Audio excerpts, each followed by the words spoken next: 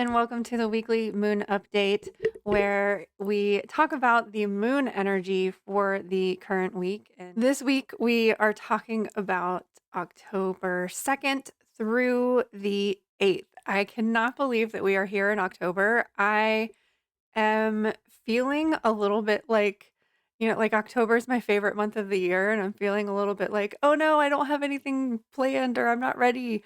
I remember last year I got my Halloween decorations up like really late. So this year in like the end of August, I was like, I'm gonna put them up early this year, and here we are in October. So the only thing that we have going on community wise is our slumber party that's happening on Saturday. So bring some snacks, bring some tea, bring a fun beverage, whatever you want to do. Come hang out with us. We're gonna play games. We're gonna do a face mask. We're gonna like some self care kind of things, and maybe a little bit of gossip. So I hope that you can come hang out. That's October 7th, this Saturday. So let's jump into the first week of October.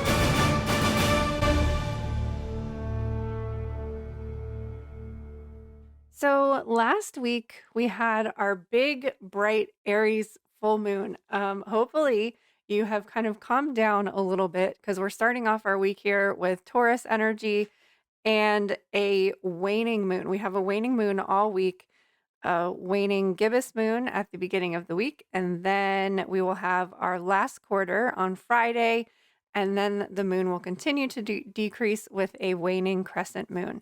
So this is I think I'm always saying, like, at the first quarter, I love first quarter energy, but I really love last quarter energy too, because it gives this great sense of relief and calm, like, okay, we can start to slow down. Because I just always have this like anxious energy of like, I have to do all these things and I have to do them now. But when there's a last quarter moon, I'm like, okay, we can relax a little bit.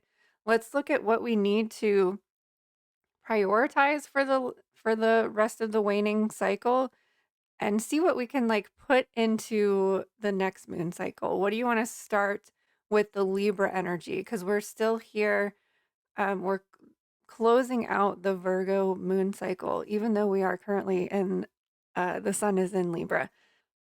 Which by the way, I know I have talked about this so much all year when we had two Aries new moons in the spring. That shifted the whole moon, sun, and moon cycle. It, and that's why we find ourselves here in Libra season closing out a Virgo moon. So that's all going to change next June, I think it is. And then supposedly, I haven't like looked too far ahead, but supposedly we will be back in that sun moves into a new sign. The new moon starts off that season, kicks off that season. Supposedly, we'll be in that cycle for at least a couple years. I think the last couple years have it's kind of been alternating. Like we kind of start off the year with the seasons and then it kind of shifts. Supposedly that is going to change and that's going to start next year around June in 2024. So personally, and I'm bringing this up because ever since that shift, I have felt kind of off. Like I keep reflecting on it and thinking, well, maybe it was like the eclipse energy that stirred something up within me, or maybe it was that double Aries moon, or but the more I think about it, the more I really feel like it's like I just really felt in sync and in alignment when the sun and moon were moving into a sign at the same time to like it was like this ushering in of the season of the moon cycle, and I really found it very beautiful and kind of easy to align with. Um I'm honestly kind of struggling a little bit with aligning with the season not at the new moon, if that makes sense. So, uh, for example, like we've already been in Libra season, but we won't have our Libra moon until next week. So, and Libra season and energy is like one of my most favorite things, but I'm still kind of stuck in this Virgo mindset of like I need to get things organized, I need to get things done. So it's trying to figure out how to integrate that Virgo and Libra energy together. And that's another reason why last week, when we had a really big void of course transition, I wanted to really pay attention to that transition. Can you feel the like merging of those two energies? Can you feel the absence of one or the other? Because I think that's what I'm learning. I mean, I'm still trying to figure it out for myself, but I think that's what I'm learning what this cycle of new sun seasons and moon seasons being kind of staggered is teaching me. At least that's what I've figured out so far. So I wanted to share that because I've really felt off, like very disconnected, unaligned, like just not not I haven't felt right since eclipse season when we had those Aries moons. Plus, we have the retrograde energy on top of that, so I don't know, maybe it's a just the whole combination of everything, but that's what I've kind of figured out for myself, and I wanted to share that just in case anybody else was feeling that way because I've been struggling a little bit with it, especially because Virgo season is usually when I'm like, "Okay, let's get our shit together," and I find that I, like, get into that flow and at least allow that Virgo organization to carry me through the end of the year, and then we can start again in January, but, like, it's just felt different this year, and so I wanted to share that just in case anybody else was kind of feeling similar to that. Let's jump into this week. We have very beautiful energy for this last quarter week, and we are starting off with the Taurus energy. So, last Friday was when we had our big Aries moon, and then we transitioned into Taurus, and that was like this big heightened fire energy, and then like boom down to the earth, down to Taurus energy. Put your feet on the ground. So it the full moon gave us this, and I really felt that crescendo. Let me know in the comments if you felt that like escalation to the full moon, and then it was like it just crashed down. Personally, for me, I had a very hectic schedule around this time, so I was just like, "Go, go, go, go, go." And then on Sunday, when I was able to, like, kind of stop and pause for a little bit, it was like, "Oh, thank gosh for Taurus." Now, I think that this Taurus energy is really significant this week because the moon is actually having a very positive aspect to Venus right now too. So I think that Taurus is really just kind of kicking off the week with that Venus energy, which will actually the moon will be sextiling Venus on Wednesday. Yes, Wednesday. Taurus, Venus, Earth. So this is like heart-centered, grounded energy. I just always visualize the bull and like planting my feet down on the ground, like stomping my feet down and like really getting grounded and centered. So it's a really lovely way to start off this week. And we'll be in this energy all day Monday until around 10:19 p.m. Eastern Standard Time. And then we'll transition to Gemini at 1:03 a.m. on Tuesday, Eastern Standard Time. I'm going to try to get better with saying the time zone. So, Gemini energy brings us from earth to air. And this brings in this expressive, communicative, joyful, and playful kind of energy. So, if Taurus energy was a little bit too serious and stuck for you, air energy and Gemini energy specifically has a lot more playful movement aspect to it. So it gives you this opportunity to just kind of like flow through the middle of the week with a little bit more enthusiasm, excitement, and expression. This is Gemini days are really good to like talk about things that are serious because of that playful aspect. Like it gives you this ability to express what you're feeling, express what you need to say, but also like a little bit lighthearted, like playful. And the reason I bring that up again because of the aspect of Venus playing a role in this week. Of course, all of the planets are playing a role, but just because of our oracle cards this week, which I'll get to in a second, it just seems like Venus and relationship energy is very significant, at least for this community and those of you watching this video.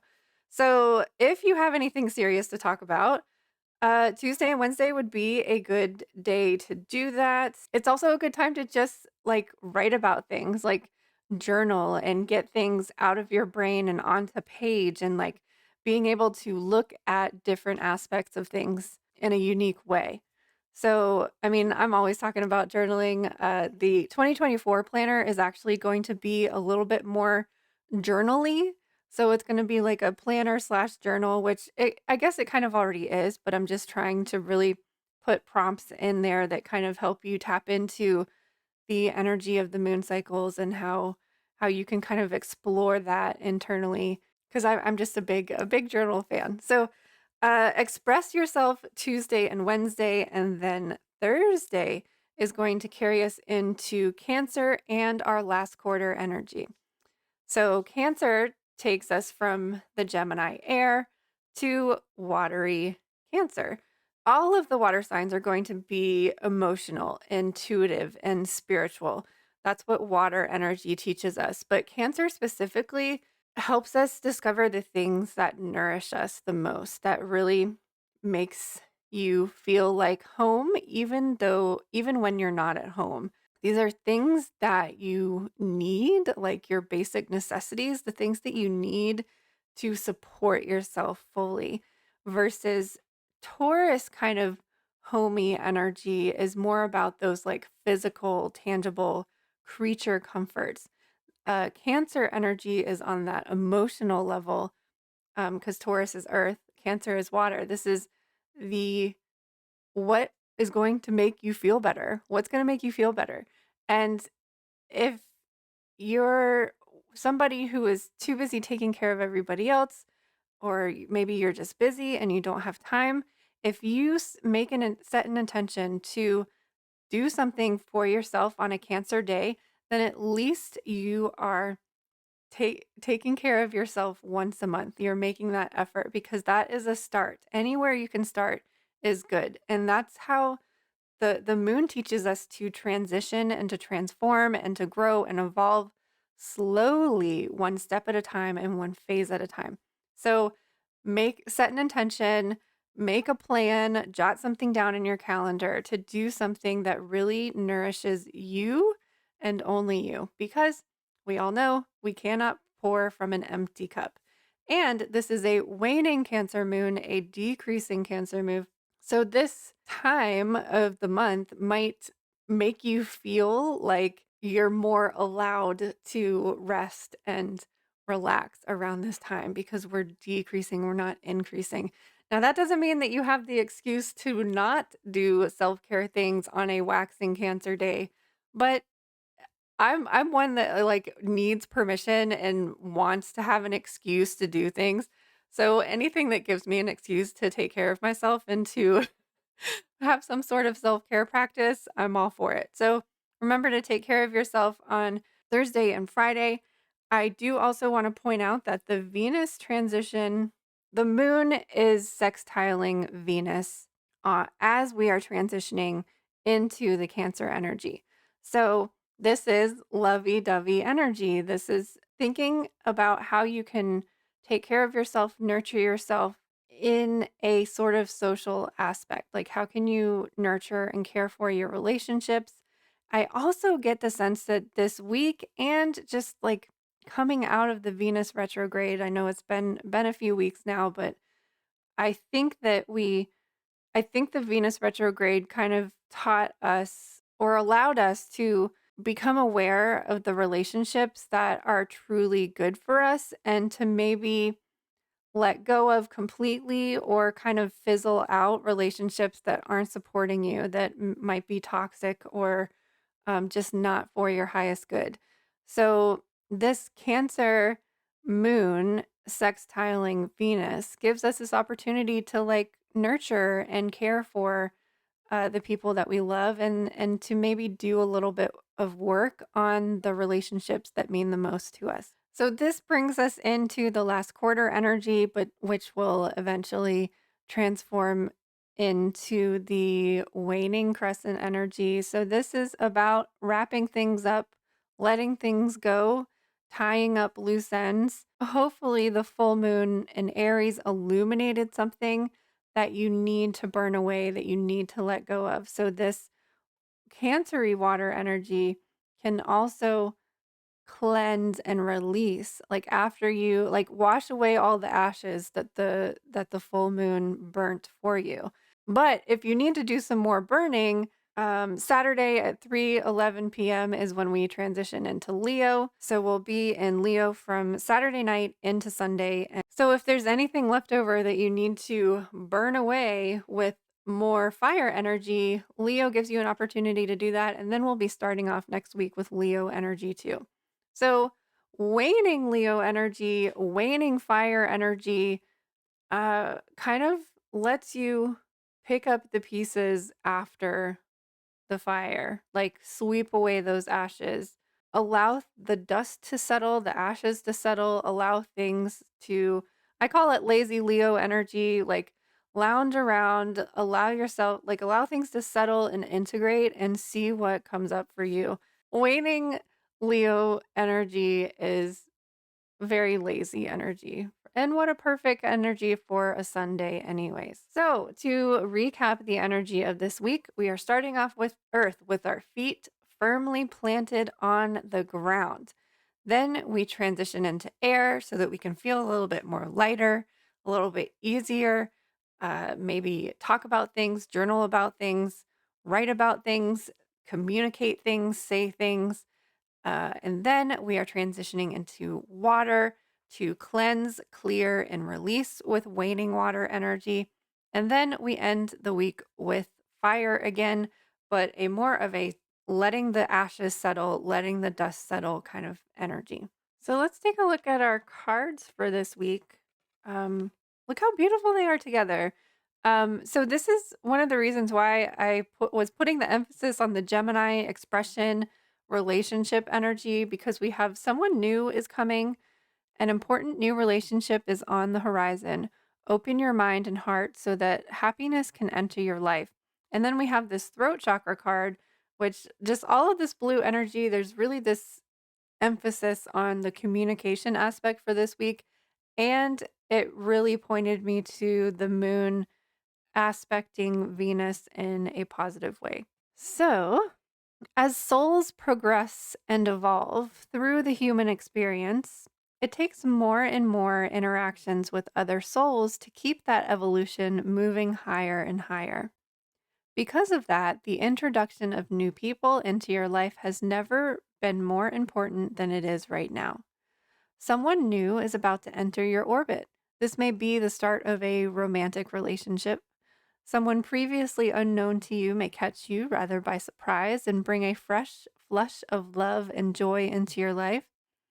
This message can also represent your current partner if that person has been on a path of growth and evolution. In short, they have become someone new in your life. This card, whoops, this card also might herald an intimate friendship. This is a soulmate relationship that is platonic, but just as impactful as a romantic relationship would be. Your soul will likely recognize them as important right away since you have probably shared a past life with them. Whatever form the new relationship takes, what is so beautiful about this person is that your paths will cross in such a way as to spotlight what each of you needs to learn to grow from the other right now. It will probably be a joyful acquaintanceship, but it's also possible that the interaction is to help one or both of you heal from past challenges. Open your heart to new people today without expectation for what role they might play in your life. Accept them for who they are and don't hold back. As you grow spiritually through the relationship, you may find that someone new inside, you may find that someone new inside you too. That was hard to say. As you grow spiritually through the relationship, you may find that someone new inside of you. I was almost worried that they weren't going to mention like this new relationship could be a new relationship to yourself or to like your spiritual self or your spirit guides or angels, guardians, whatever. So a new relationship is happening for us on a collective level, and honesty is our throat chakra card. Be conscious of the words you speak and ask yourself, do these words resonate with my highest truth? Honest Honesty with yourself and others is a supreme form of respect. When you express yourself authentically, you come into divine flow. Ask yourself who needs your truth and your honesty right now. Allow for the possibility that, in fact, you are the one who most needs to hear words in this moment. The crystals they recommend is Amazonite and the herb is blackberry. Ooh, I just recently sent somebody some Amazonite, so hopefully you get it in time for this week to work with that. Amazonite, it's like really powerful throat chakra energy, like having that courage and confidence to speak your truth. Um, I think of like Amazonian women who are just very strong and powerful and protective of themselves and others. So these cards were really pointing. I was like, there's got to be something going on with Venus this week, and Venus is sextiling the moon this week as we are transitioning from the Gemini energy into the Cancer energy. So that's what was really putting this aspect of like communication in relationships on this week. So with the Gemini energy, allowing yourself to speak honestly and truthfully to those in your life and to yourself as well. And then when we transition into that Cancer energy, this is like loving and nurturing some sort of aspect of your relationships this week. So that's all happening in the middle of the week, but it seems like this might be a common theme throughout the entire week. So remember to be kind and gentle to yourself as well as the people that you truly care about, especially because I think that if we have people in our lives that we're really close to and we've been friends with them for a long time, or like a lot of times this happens in family, like you allow your worst side to come out with like the people that you've been closest to, and unfortunately that like you let your anger out on them, or because you know that they'll always be there, but that doesn't necessarily mean that it's always the best thing to do. Like we can learn to manage our anger and express it in a different way instead of like treating the people that we love like punching bags. So remember to be kind and gentle with yourself this week as we're transitioning through Cancer, and to love and nurture your relationships, to speak honestly and truthfully to yourself and to others. So I hope you have a wonderful last quarter week, and I hope that between now and next week that sometime you'll be able to take some time out for yourself. Remember to schedule your self-care, put it in your calendar, do it on a Cancer day. You have no excuse not to when the moon is in Cancer. So I hope that you find some time to take care of yourself this week and into next week, and we'll see you on the other side of the looking glass for the new moon week next week. New moon in Libra. Oh, maybe this energy focus on relationships is preparing us for what we want to set intentions on for the Libra new moon. I just realized that. All right, have a nice week, everybody. We'll see you on the other side.